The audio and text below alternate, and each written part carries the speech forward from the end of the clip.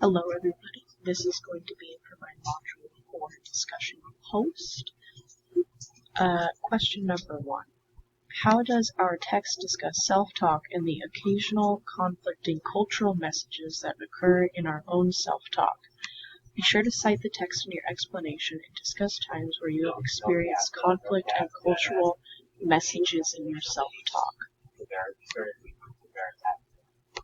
On page 131, the text states, if your parents and grandparents are traditional and represent the old culture, including a central focus on studies, whereas you sometimes feel a blend between the old culture and other cultures all around you, then you will easily understand.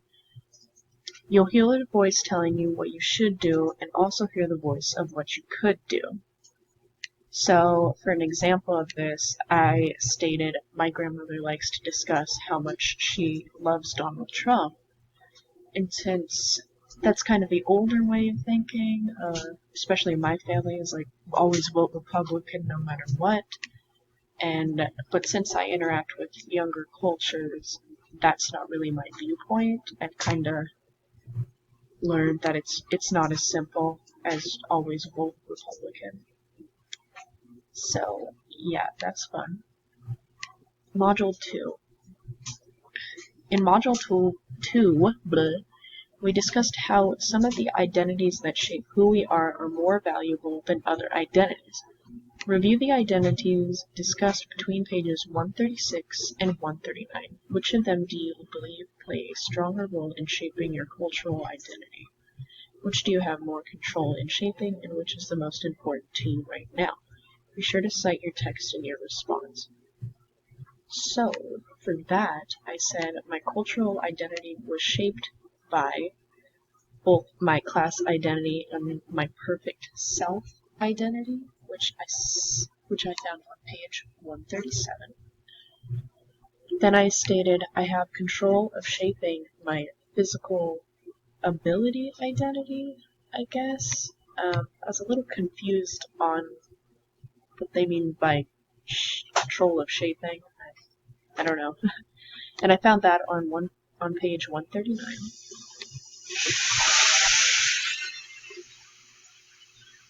And then I said the most important to me, at least right now, would be my age identity and my psychological identity. The age identity can be found on 138, and the psychological identity can be found on page 139. So, yeah. Question 3, discuss conflict as presented in the text. Citing the text, explain what makes the most sense to you, what you disagree with, and what you wish you had known sooner. Illustrate the response with a conflict you've experienced in your own life. So, the text, if we want like the original, what it defines as conflict, that can be found on page 14. And it describes conflict as an expressed struggle between two or more parties who perceive incompatible goals, scarce resources, and interference from the other party in achieving their goals. And then on page 127, I found we might avoid politics, religion, or even cultural backgrounds as topics that might contribute to conflict. And in an effort to make nice, we may choose the safest topics possible. Another thing I wanted to point out is the text does not really take into account that there may simply just be a misunderstanding between two parties. I don't think it's usually one trying to get in the way of another one, but I just thought that was something that I should mention. And then an example of this and how I use this in my daily life. I said a lot of times on first dates, I don't want to waste my time, so I will ask about politics. And I kind of want to see if our views are the same.